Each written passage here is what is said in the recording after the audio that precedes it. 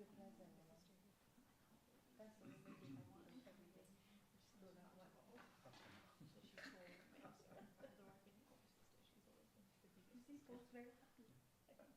good afternoon, everybody.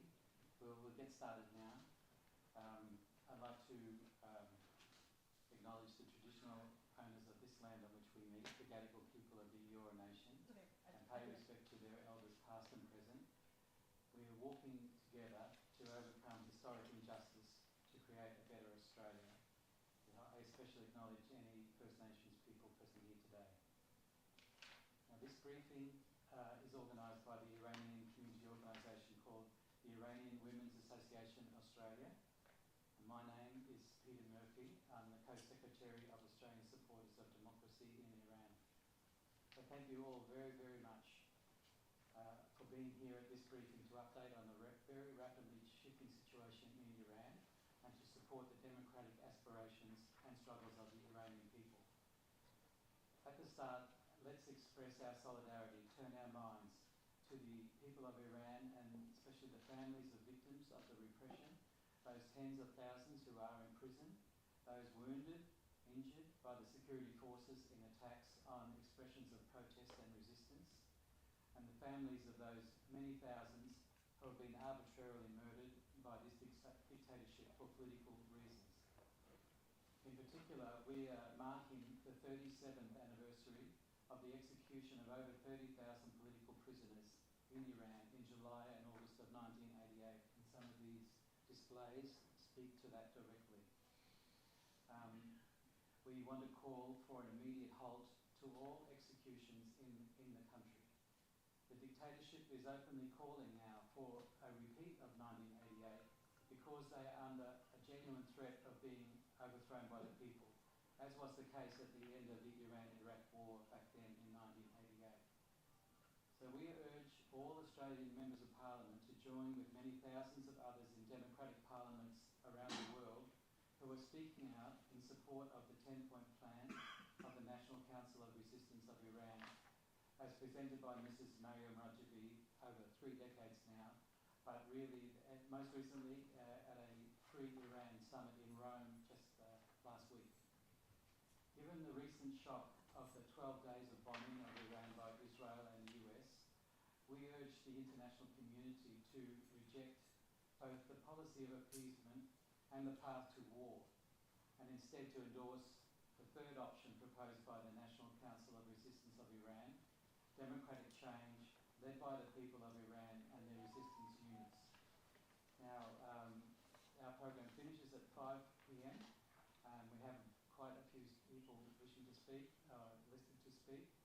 So what I'll do is invite them up one at a time, and we have a video to show just a few speakers in. So after the video, then all the speakers will go and sit in here, and we'll have a bit of a good chance at the end to have a discussion, answer any questions or hear any comments from you based on what's happened in this session. So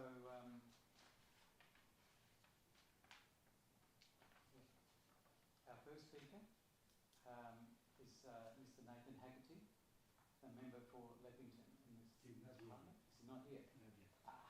Okay, that's good. So now I'd like to introduce Ms. Sonia Hornery, the member for Wallsend and the Deputy Speaker of the Legislative Assembly, who's the co-host of this briefing, along with the Honourable Jackie Munro. She's the Shadow Assistant Minister for Arts, Innovation, Digital Government and the 24-hour economy in the Legislative Council. So also a co-host. So first of all, we'll hear from Sonia and then from Jackie. So please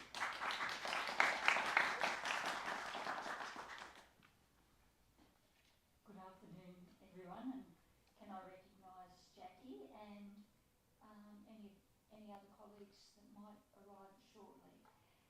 Thank you, first of all, for inviting me today. Jackie, who's newer, we have been long-time friends in our parliament with Democracy for Iran, and we've been hosting meetings. I've been hosting meetings here since 2007. Wow. When the President of the Upper House, Meredith Bergman, retired, she passed the baton to me. Whether I wanted the baton or not, I couldn't say no say no.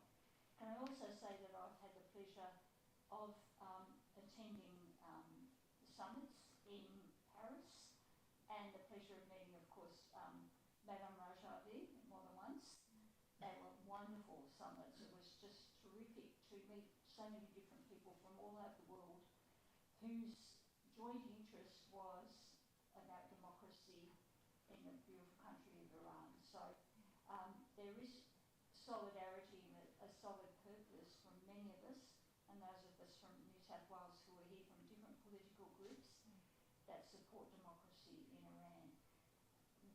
In terms of 1988, I was just trying to think of what I was doing and how divorced I was from all the terrible atrocities that occurred at that time. I think I was teaching in the bush at that time, and in Walgett, I think, and I think that that's one thing that we seek to do here, is to make sure that we talk about, even as MPs, to members of our community who are not aware of the things that are happening against women, against prisoners, against people who speak out, and they should be allowed to speak out. And I think it's because for all our faults in Australia, our government, we are accustomed to democracy. And it's a beautiful thing. So I'm going to hand back over to Peter in a minute, but I'd like to stay here for a while as long as I can, and offer my solidarity to you, my unwavering solidarity to the people of Iran, and hope that, as Peter had said, it might be little steps, one at a time, but changing government's positions federally particularly, in greater support for the community and the people of Iran. Thank you so much.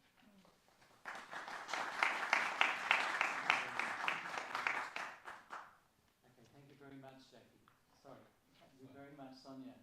And I'd like to welcome Jackie to the microphone. Thank you.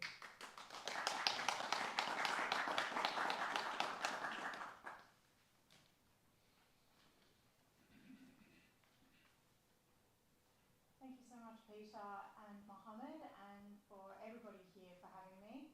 Thank you, Sonia, for your acknowledgement. And as a newer member of Parliament here, it's always fantastic to hear how MPs have been fighting for democracy and the types of values that we all share across party lines. That's what's so special about living in Australia and being here in New South Wales, and having the opportunity to represent people that come from all walks of life and have lots of different beliefs, but are fundamentally connected through our individual human rights that we have a responsibility to uphold here in Parliament. I wanted to say thank you to the Iranian Women's Association of Australia, and also note that I mean, obviously recently it's been quite horrific and tragic and surprising in international affairs and in the Middle East, and one of my Iranian friends was saying to me recently that he's got family back in Iran but lives in New South Wales now, and he was expressing to me the fear that he has for his family back in Iran, and just the day-to-day turmoil and uncertainty that they face, and the sense of gratitude that he has to live here in New South Wales in safety, which he takes as a real privilege, but to feel almost guilty for that, given his family is back in Iran and facing that sometimes daily existential threat, and he wants to do whatever he can to ensure that his family back home can live a prosperous and meaningful and free life. So it's these global events necessarily affect us around the world and here in New South Wales. I wanted to let you know that almost exactly 2 years ago in the Legislative Council, we moved a motion. The Honourable Cameron Murphy MLC, who is a Labor member, moved a motion in our House, and I wanted to read it out because this motion was unanimously supported by all members of the Upper House and passed. It said that, 1, that this House stands with the people of Iran in their peaceful protests since the death in custody of Mahsa Jina Amini. 2, that this House supports the United Nations independent investigation into human rights violations and the Commonwealth sanctions those responsible. 3, that this House acknowledges the National Council of Resistance of Iran's 10-point plan for the future of Iran. And I say that to let you know that these issues aren't going unnoticed and that they are being spoken about, and that we are upholding those values on behalf of all people of New South Wales and to some extent I think around the world. And the debate that followed reaffirmed our commitment across party lines to freedom of expression and to human rights throughout the world. The aspiration of people to leave the world in a better place is one that we all share. And I said on that day during the debate in Parliament that the rights and responsibilities of individuals and the kinds of freedoms that we enjoy are all our responsibility. We in this place should hold these freedoms dear and recognise them as valuable, not just for people in our state and country, but also for those around the world. To uphold the set of values that will make our lives better, we must live them every day, to stand up for them and speak out when they are transgressed. We acknowledged on that day Mahsa Amini, and we acknowledge you here today and the struggles that you and your fellows have in Iran. We can't fall into the trap of moral relativism when we're talking about international affairs and morals and values. The people of Iran and Iranians around the world deserve the same freedoms of any person as expressed throughout the United Nations Declaration of Human Rights. And the 10 principles expressed through the National Council of Resistance of Iran's 10-point plan capture this spirit. I'm sure all in the room here today know them well, but the rejection of absolute clerical rule, a republic founded on universal suffrage, freedom of speech of political parties, freedom of assembly, freedom of press and the internet, commitment to individual and social freedom, separation of religion and state, an independent judiciary and legal system, gender equality across political, social, cultural and economic rights, autonomy for Iranian people, justice and equal opportunities, protection and rehabilitation of the environment, and very importantly, particularly at this time, a non-nuclear Iran that is also devoid of weapons of mass destruction, peace, coexistence and international and regional cooperation. And I was not born in 1988, I have to admit, but what this job gives me is and I have to say, I didn't learn about these kinds of political affairs in my high school education, even at university where I did international relations. This job gives me the opportunity to learn more, to see more, to understand better how people are living in the world today and how we as parliamentarians can help. So I thank you all for being here today to represent the values that you hold, to stand up for them, to speak up for them, to live them every day, and to ensure that those values are shared and are part of the education for every person that you meet. And yeah, your presence and your voices do matter, and we hear them, and I look forward to hearing more of them today. Thank you.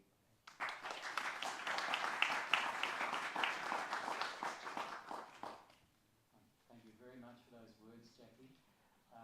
It was very heartening when the New South Wales Upper House did pass that resolution 2 years ago, and we're working again to have a new version of the same values expressed in Parliament.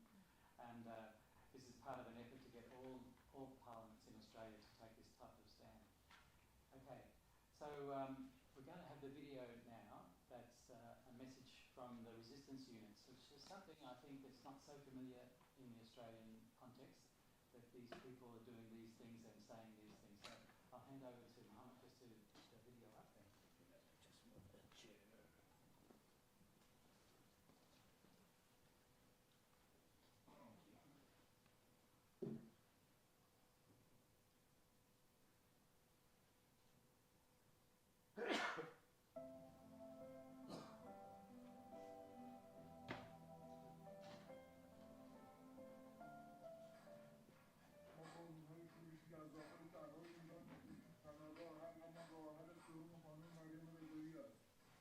ایران مردم ایران در ذات ایران با قانون‌های شورشی و یک جنگ از روز سال‌ها ادامه داره. همین جنگ است جنگ مردم ایران برای آزادی.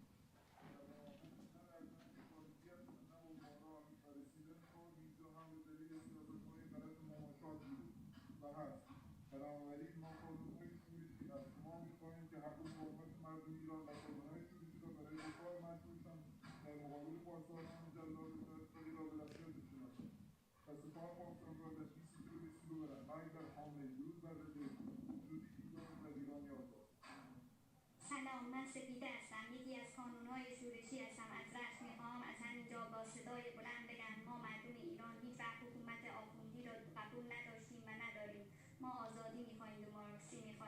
زندگی شایسته می‌خواهیم و مطمئنیم که این آینده روشن فقط با رهبری خانم مریم و برنامه 10 ماده‌ای ایشون به دست می‌آید. من با تمام وجودم از این راه حمایت می‌کنم. من توسطم در چشم باشه چه رهبر. Hi, I'm Shirin. I'm a student from Tehran and a member of the resistance units of the Mujahideen. The regime has always tried to silence women, but like Sister Mariam says, in the end, they will be struck from where they never expected. That line gave me a strength. Women in Iran truly have no rights. I still remember being in a school tour and they told me, girls can't sing solo, your voice is haram. Even today, they use a bad hijab as an excuse to control and punish the woman. In the mullah's Iran, just being a woman is a crime. They are scared of us. That's why they increase repression. Women don't have equal rights, except in torture, execution, and suffering. But we won't back down. We are not afraid, because the thing they fear most is a revolution led by women, and we are leading it. When I joined the Mujahideen, I saw what real power looks like. Women here lead, fight, and become the nightmare of this regime. I'm proud and thankful to stand beside so many brave women and to be part of the resistance unit, a fighter and alliance for Iran's freedom. سلام، من یکی از همین مردمم، یکی از میلیون‌ها نفری که سالها زیر فشار، تحقیر، تبعیض داره زندگی میکنه. سالهایی که نون شب آرزو شده، آزادی رویا شده و صدای حق‌طلبی جرم شده. من یه زنم، یه دختر از همین دل خاک که دیگه نتونستم فقط تماشا کنم که جوانای ما یا دارن زیر گل میرن یا توی سلولهای تاریک پوسیده میشن. تماشا کنم که مادرها با چشمای خیس بچه‌هاشون رو به خاک میسپرن بی هیچ دادخواهی. انگیزه من درد همین مردمه، درد فقر، درد بی‌عدالتی، درد نبود آینده. من تصمیم گرفتم که سکوتم رو بشکنم.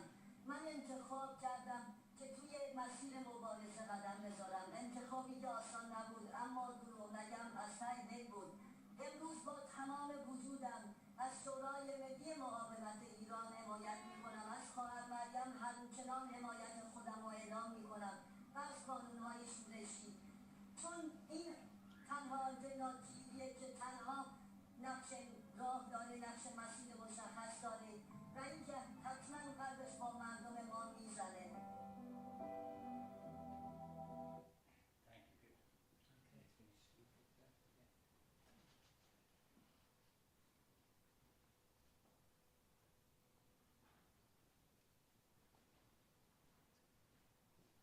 Okay, so we heard the voices of a few very strong women there, and this is what we need to connect with and be confident about from far away in Australia. Now I'd like to invite Ms. Nilufar Shakiba from the Iranian Women's Association Australia to give her perspective on the situation, and then we have another video. So please, Nilufar.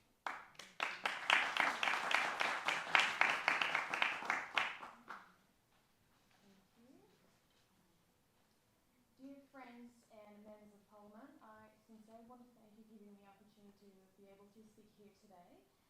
My name is Nilu, I'm 28 years old and I'm currently working as a dentist coming from Melbourne, and I have been living in Australia as a political refugee since 2020. And if I'm here today, it's because the Islamic Republic regime has inflicted unimaginable suffering on my loved ones, including execution of one of my uncles and torture of my family, and I haven't been able to see my family for the past 6 years. I'm here today to speak out against the brutality my family has endured to stand up for the rights of my people and to advocate for the freedom and dignity of the women of Iran. My people have been suffering under religious dictatorship for the past 46 years. And in a wealthy country like Iran, people today are deprived from electricity, water, and bread. And except for a minority who are associated with the regime and who are filling their pockets with the plundering of our nation's wealth. The people have no rights to express their oppositions, and if they demand the regime change or the support of People's Mujahideen of Iran, also known as PMI, they will be executed under the charge of enmity against God. Iran has the highest rate of execution in the world, and if the world remains silent, another massacre of 1988 will repeat again. And that's because those who has held the massacre at that time has never been accountable, and they're still holding the power and positions in Iran.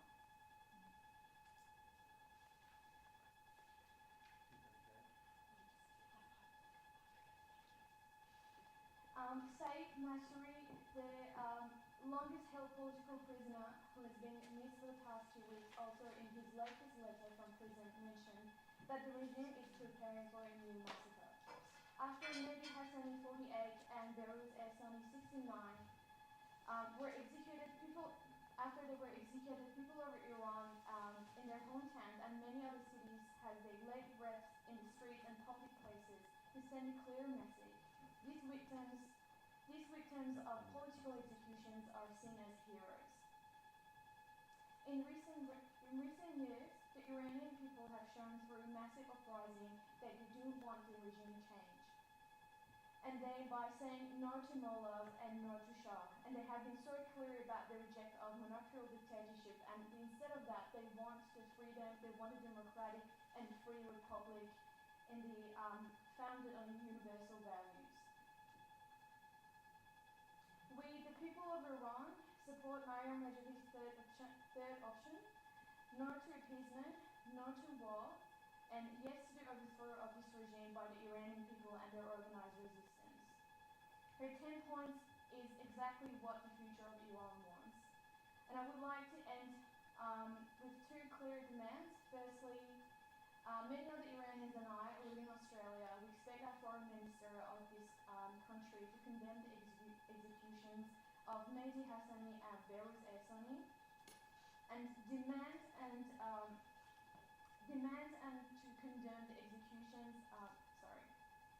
An immediate halt to executions in Iran, because remaining silence it just puts the other lives in the death row in danger. And also, more importantly, silence means complicity in these crimes as well. Second, we would like to call all the members of this parliament to support the Iranian statement of 2025. And at the end, I would like to thank for hearing my voice and the voice that I represented today as well. Thank you so much.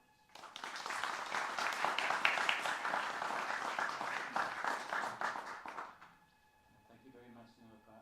Now we have a video message from Ms. Safora Sadidi. She's a member of the Women's Committee of the National Council of Resistance of Iran, a senior leader in Europe. So you can switch on the video. It's about 6 minutes.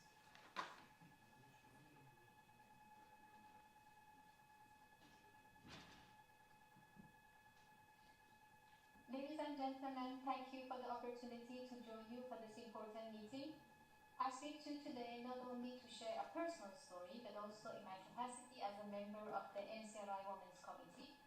It is an honor to represent the voices of countless Iranian women and citizens who continue to fight for freedom, equality, and a democratic future.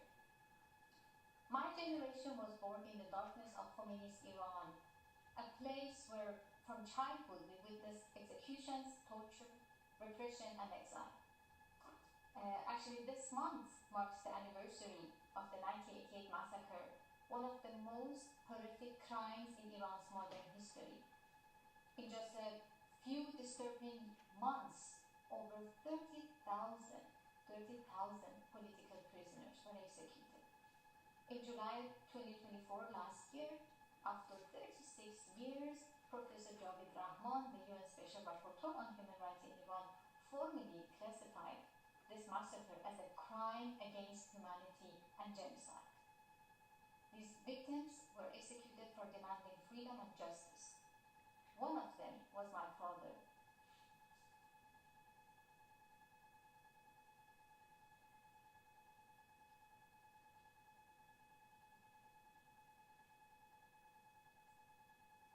I was just 6 when he was taken from me. A man of rare courage and kindness, he was arrested for defending human rights, women's rights, and for being a member of the People's Mujahideen Organization of Iran, known as MEK.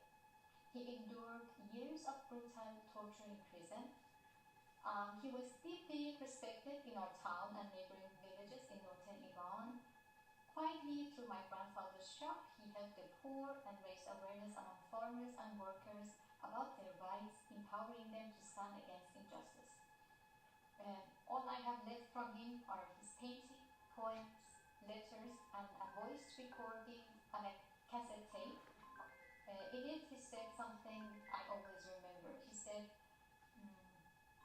Sapora, my daughter, is filled with love for her homeland. Her heart is her homeland, and because her homeland is captive, so is her heart. But one day, she will find her paradise in this world and walk into it. Well, I don't know how he foresaw it, but he was right. I did find my paradise in resisting for my people's freedom. But I'm just one among 120,000 families who have lost loved ones in the struggle for freedom. And the executions continues until today. Just recently, 2 political prisoners, MEK members, Mehdi Hassani and Behruz Ehsani, were executed for the same reason my father was. On July 7, 2025, last month, Fars News Agency, affiliated with the IRGC, openly endorsed the 1988 massacre and called for it to be repeated. This is not a distant threat. Today, 14 political prisoners are on death row for ties with the MEK. Iranian prisons are once again full of men and women punished for their beliefs and activism. Yet, despite facing one of history's most brutal dictators, we are a fortunate generation because we have a powerful, organized resistance spanning 4 decades. A movement built on extraordinary sacrifice and human values, led by women, Mariam Rajavi, who shows us that we can and we must keep fighting. She proves that no goal is unreachable when we pursue it together. That's why today's youth, women and men across Iran are joining the MEK and forming resistant units. They risk everything to shatter fear and bring hope for a democratic, secular republic, a future without nuclear weapons and the death penalty. Let me also clarify the NCR's vision for regime change and Iran's future. Mrs. Rajavi represents the third option.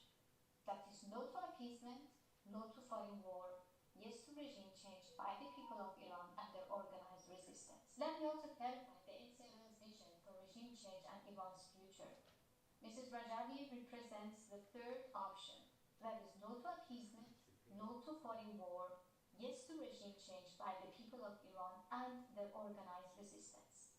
She has outlined a 10-point plan for a future Iran, a pluralistic republic, separation of religion and state, gender equality, abolition of the death penalty, peace and coexistence, elimination of ethnic and religious discrimination, and a non-nuclear Iran. This plan has been backed by multiple US congressional resolutions, supported by over 4,000 parliamentarians from all political backgrounds in different countries, and endorsed by more than 100 former world leaders. 23 years ago, the NCR established a National Solidarity Front based on just 3 principles. First, no to the ruling theocracy. Second, no return to the Shah's dictatorship. Third, yes to the separation of religion and state. And beyond these, there are no conditions for unity. As Mrs. Rajavi has emphasized, there is no need to hide differences within Iran's democratic front.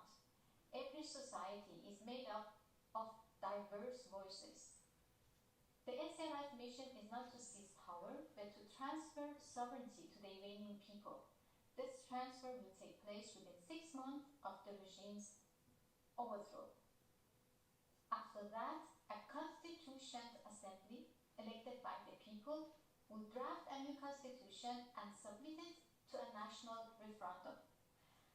With this, I appeal to the Parliament and the Government of Australia: stand with the Iranian people, blacklist the IRGC, the regime's key tool of suppression, support Mrs. Rajavi's 10-point plan, recognize the resistant legitimate activities to bring about regime change and freedom in Iran. Thank you very much.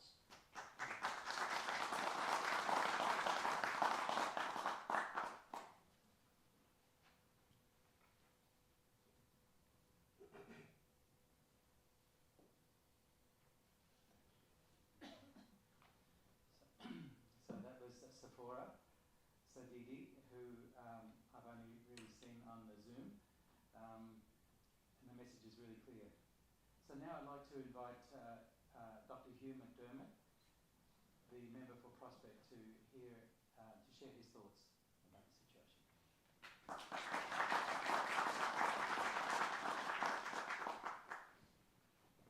Well, thank you very much, and it's wonderful to join you again today. It's great to see so many friends. Welcome to the Parliament on as a day where we remember the 30,000 martyrs. That's how I look at them. Political prisoners who stood up to believe in democracy and freedom in Iran. And we stand with them in their memory, and we stand with you. Democracy, secular democracy, a free Iran is what must happen. It must be no longer a pariah in the world community, no longer a sponsor of terrorism throughout the world. It must be a free nation with a free people. We talk about these things time and again. We had this discussion last year. And every year we see governments still trade with Iran, still do work with Iran, still be sponsored by Iran. And that has to change. And the only way that will change will be by the open discussion in our parliaments, both in Australia and overseas, and we're having it in the media, and exposing the lies, exposing the terror which this regime constantly espouses to the world. I have the great privilege of being denounced in the Iranian parliament when I spoke about human rights a number of years ago. Members of my Syrian Iranian community who had been threatened. We know the activities of the Iranian government in Australia. We know that they're active. They know about the kidnappings. We know about these things throughout the world. The exposure needs to happen. So with you, members of this parliament, stand with you. Cross-party, Labor, Liberal, National, those who know the truth about Iran support you and support the work that you do. Myself, I look forward to that day when Iran is free, when the Iranian people can come to this place and celebrate that freedom. And we can openly visit Iran and know we are visiting a free, democratic country. That day will come. The way will come. Because regimes that live on terror, regimes that force their population and subjugate them, never last. And that's what will happen with this regime. So thank you for being here today. Thank you for honouring me and my colleagues of remembering these martyrs, these 30,000 political prisoners, and many others. And also the ones that are still in prison. Those families which have still lost people. Those who can't be found. Those who in Iran today are prepared to stand up to the regimes, especially the women.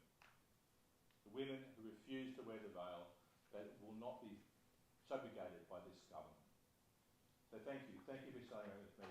You will always have my support. Always. Because I know that you believe in the same things I do. And that is a free, democratic nation for both of our peoples. I stand with you and always will. God bless.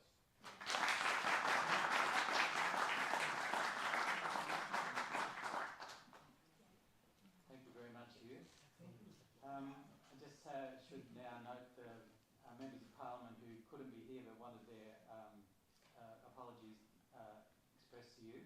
So they're Mr. Kevin Anderson, the Honourable Anna Watson, the Honourable Penny Sharp, the Honourable Stephen Camper, the Honourable Mark Speakman, who's the Leader of the Opposition, the Honourable Jodie Harrison, the Minister for Women, Edmund Attala, Chris Rath, Natasha McLaren-Jones, Mark Curry, Tanya Davies, Jordan Lane, James Griffin, the Honourable Ben Franklin as the President of the Upper House, and Ms. Steph Cook.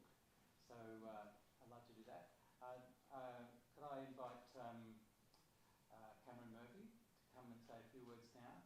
He's a member of the Legislative Council.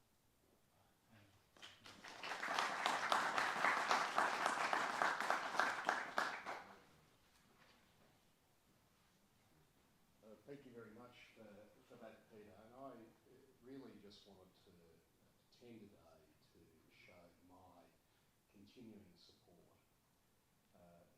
It's incredibly important that we all stand up for this important cause and that we fight in every way that we can in the Australian community for a free and democratic Iran.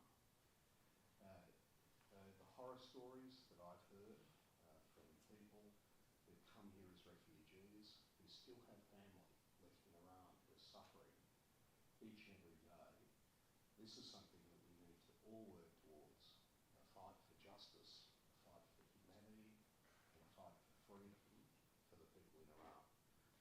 Now, I'm happy to support this cause because it's a just cause, along with my colleagues that are here today from Parliament and those who can't be here because we've got both houses sitting at the moment.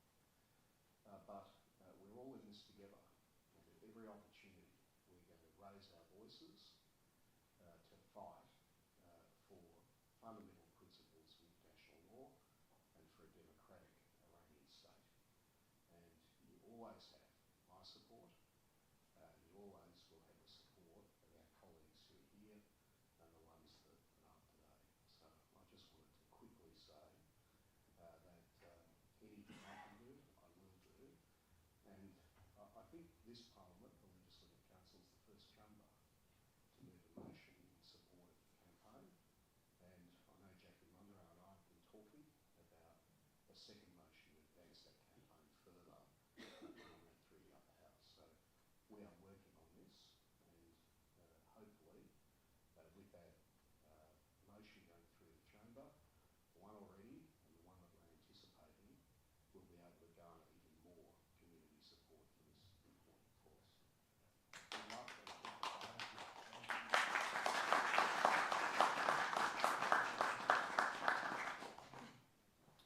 Thank you, Cameron, for those words, and we're going to be pushing as much as we can from the community for that resolution in the Upper House. So I'd now like to invite Reverend Bill Cruz from the Bill Cruz Foundation to also express his views about this situation.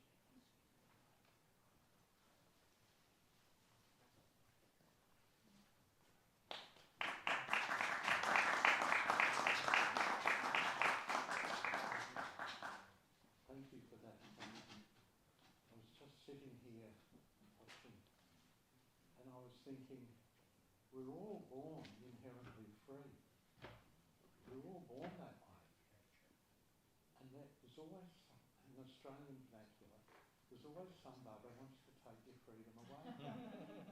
It could be your father, it could be your mother, it could be your grandfather, it could be your grandmother, it could be your mayor, your local mayor, it could be the police, it could be the state government, it could be the federal government. There is always someone wants to take your inherent freedom away. And when they do that to one person, they do it to everybody. Everybody. And I was really disturbed. Like, that regime is just pure evil. Pure evil. And yet they hide behind the cloak of religion. And they're not the first religious lot to do that. You know, it's throughout all of them. But to approve what happened in Israel on October 7, a group of so-called religious people to approve that is the height of evil. The height of evil. And the result is the height of evil too. Just one bugger taking somebody's freedom away takes it away from all of us. And on the march across the bridge, in a way, there was an inherent threat because the poster went up of the Iranian leader. Many of you would have seen it, of the Ayatollah. And that says, we're coming to get you. We're coming to get you. There's no freedom while any one of us, any one of our children or our family is under threat like that. And yet, that thought of freedom just comes up. You can't bottle it. You just can't bottle the freedom. That thing, kind of Jesus said, the very stones in the ground will call out the freedom. Call it out. That's what's happening. Those brave souls who are calling out the freedom. And what can we do? We can stand beside them, but that's a passive thing. We can also go out and proclaim the freedom that we all have. So I'm here for that. I'm here for all the Australian people I know who believe in freedom and who are as appalled as we are here, but they're probably too busy being plumbers and mothers and fathers to do that today. But behind all of this, there's a real cry for freedom, which we need to hear, and we need to make sure we keep that flame burning. Thank you.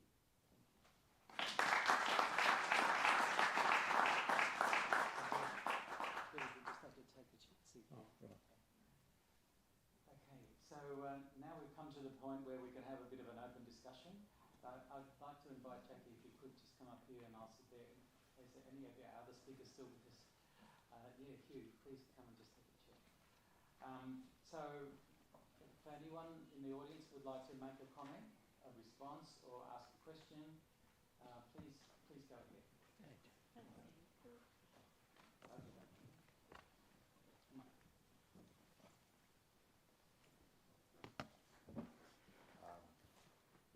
Thank you, and I just wanted to say on behalf of the Global Centre for Social Justice and Advocacy Leadership and the formerly Years and Rights Centre, we stand with you, the people of Iran, and particularly the women of Iran, who are fighting so hard to see reform and to see your rights observed and your pathway to democracy hopefully realised.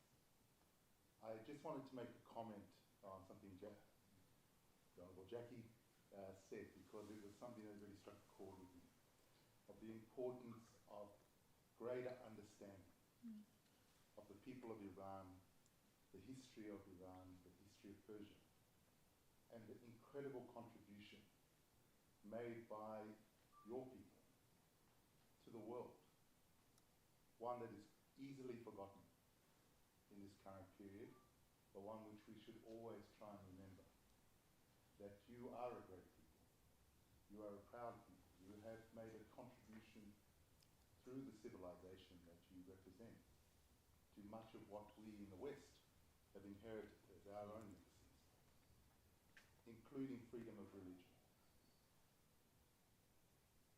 That came out of some of the traditions from Persia.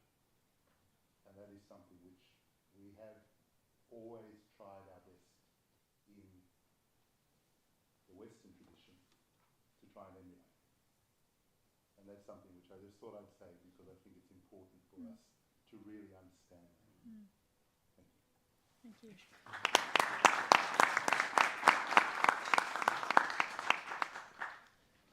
Thank you very much, Alopi.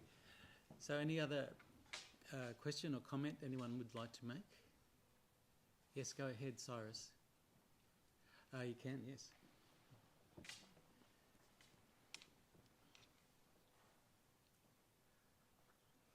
Thank you very much to all the speakers. It was lovely. I enjoyed. Wonderful. excellent. Honestly, we got 60 years struggle with two systems, Shah and the Sheikh. We have the champions, the political prisoner, execution every 4, 8, 12 hours, a struggle, water supply cut, bread, medicine. We ran away, came to this country to get protection, not this country, all around the world. So, far away land, lost our parents, lost our relatives, to reach to our goal, to save our life. Now we are looking back. What we need, honestly, we need more than that. If they would have listened to this organization, the opposition, we would have get rid of this corrupt regime yesterday, not today. That's the problem, actually. The Australian government, the parliament, they should listen. Is it a faraway land? They cannot hear us. Now the European, we are getting close to the opposition. I'm happy. But we need more than that. Please, as a politician, as an MP, as a speaker, help us to get rid of this regime. I'm one of the activists overseas. I was the activist in this country. Still I'm supporting. I want to get rid of this regime. I want to see my family before I die. Go and hug them. Help us. Thank you very much.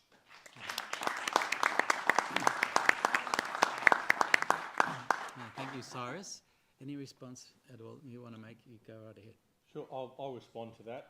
I'll go first. We want the regime gone as well. You have that commitment. And I thought it was very telling when you read out the list of MPs. That is a long list of people in this House, this Parliament, that supports removing that regime.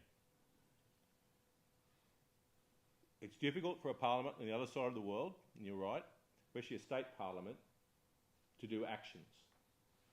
But what actions we can do, we will do, and we have been. Cameron Murphy mentioned the things he's doing with Jackie, Labor and Liberal, right? We don't care about the parties. Our focus is getting rid of this regime. We all want that. And that's what we will do. And that day will come. And I hope you do see your family. Because I look forward to visiting Tehran in that freedom. I really do. Thanks, Hugh. You don't have to. Go ahead. I'd just say thank you so much for these comments and for making that reality heard in a place like this in Parliament, where it is the people's house. We need to hear these views, and we need to understand why people have these beliefs and have this strength of passion. It's a very serious thing to get involved with another country's affairs, a very serious thing. And recently, of course, we've seen the US go into Iran's airspace, and I mean, we don't really know the extent of the damage. I am so sorry. Those bells mean that I have to go and vote. But what has come out of that for me is a stronger understanding of the fact that there is a resistance in Iran that is willing to stand up and speak up and work for the democratic freedoms of its people. And what I think, I've been thinking about this a lot recently, is that with people coming from places like Ukraine as well and humanitarian visas, yes, they are grateful to be here, to feel safe here, but what they really want to do is go back to their homes and feel safe in their homes. And that is something that I've never had to experience myself. I've always felt safe in my home. So the things that we can do in this place, like bringing recognition in the Parliament and discussing these ideas openly, is just one way that we can ensure that people are heard so that they can go home and feel safe. And I hope that that occurs much more quickly, sooner rather than later, in the case of Iranians in Australia. Sorry that I have to leave. Okay, thank you very Thank much. you. So, any other comment now or reactions to what you've heard? Yes, please. Just a question. I understand that the state government doesn't have as much persuasion as the federal government. Yes. So I'm wondering, what was this federal government's response, especially post-Masaamini, and was it sufficient? And the second part of my question is, what are the political leverage that the federal government has on the regime? Because, I mean, I know that there's been sanctions, there has been different political conversations. We don't have a bilateral human rights dialogue with Iran, they don't participate in it. So I'm wondering, what should the federal government do in order to have more of an influence on Iran? Anybody want to answer that apart from me? I'll have a go too. You go first, okay. and I'll add up. Okay, thanks very much for asking that question. I think that we heard the voices there saying that one of the things that's needed is the placing of the Islamic Revolutionary Guard Corps on the terrorist list. Yeah. So we've been saying that for years, and whether it was a coalition government or a Labor government, they've steadily said no. We can't do that for this reason, that reason. The reasons given are, technical. They say the law about terrorist listing doesn't apply to states, it applies to other groups. So, but no one's amending the law. And we ask also that either the embassy in Australia of Iran be greatly reduced or shut because of the actual actions of Iran in many countries as well as in Iran itself. And though they say no, because then our embassy in Tehran would be shut down too or reduced. But I think the answer is surely now we've seen enough, more than enough to know that the regime just stalls. It's always just continuing on its incredibly negative, inhuman policies. As long as the Western countries continue to recognise it and have a discussion with it, they might sanction, at least that this current government has sanctioned very heavily many of the people in the IRGC, many other people in the judiciary and so on, but it hasn't taken a step that would be the signal to the people, there's a new attitude in countries like Australia. So Australia's government has been able to coordinate with Canada, France, Germany, Norway, so it's not impossible that a group of countries do this together. So there's an answer to more is needed. More is needed, and we have to tell them that they have to do it. We have to press them somehow. Yes. Yeah, look, I disagree. I agree rather with everything you've just said. Revolutionary Guard is a terrorist organisation.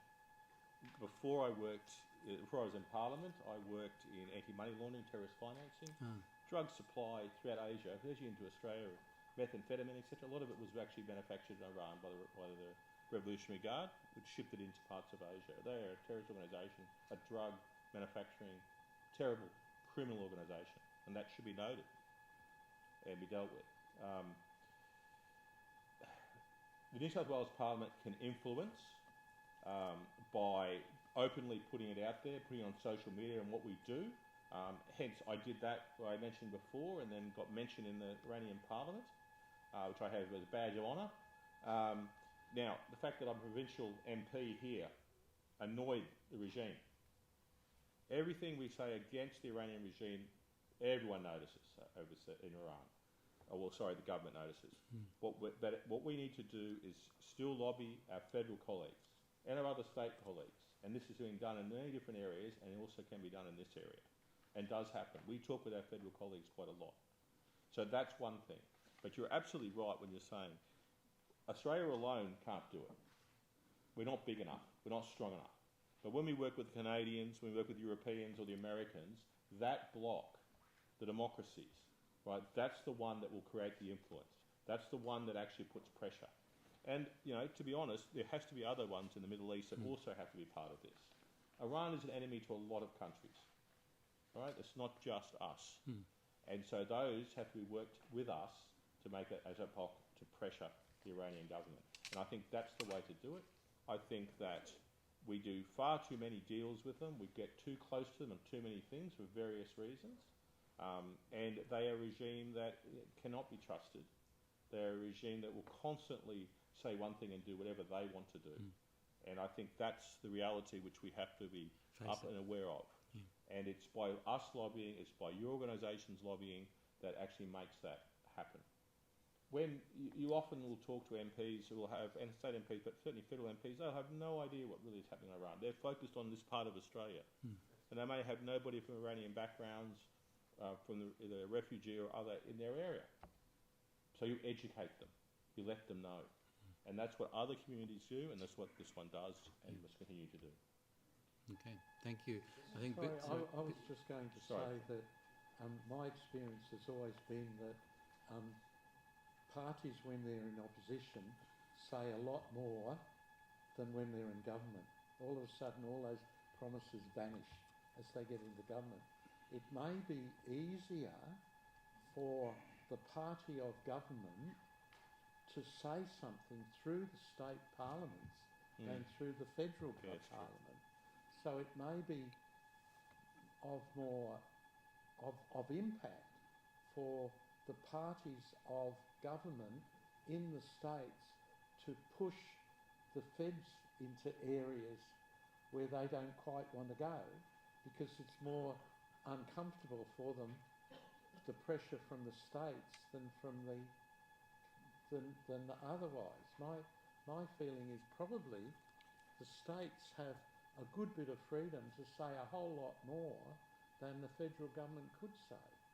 So it may be this is the very area to squeeze the lemon, sort of thing. It's a multifaceted approach.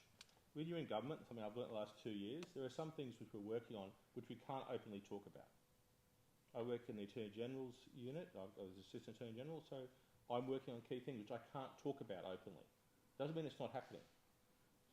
Whereas other people outside in the opposition and different areas in community organisations, and they can openly say things that I'm thinking. So at a federal level, what Bill's saying, it's absolutely right? I can talk about the Armenian genocide openly. This parliament does that. At federal level, the Turkish government constantly attacks federal parliament if they try and do that. They can't do that to us. So we work together, a multifaceted approach to constantly raise what the issues are in Iran. Sorry, you were going to say something. Yeah. Yes, Neil. Sorry, just wanted to acknowledge, as you mentioned, a lot of MPs, they do acknowledge that the suppression and the brutality is going in Iran. But what I personally would like to request is just publicly condemn the execution, because no one has been speaking about numerous number of executions happening even during the war recently, or even the brutality happening by suppressing the protesters, or by cutting down the water, the electricity, and how that is affecting everyone's daily basis life. And that hasn't been spoken enough publicly, I think, and that would have a huge effect, like if they know what's actually happening. Because when we're having a meeting, we're always talking about it, everyone acknowledge that how Iran's situation is going. But I feel like if we do publicly mention and emphasize that how that's affecting, would has another put one step forward to what we actually want to put the urgency in terrorism and help the freedom of Iran as well.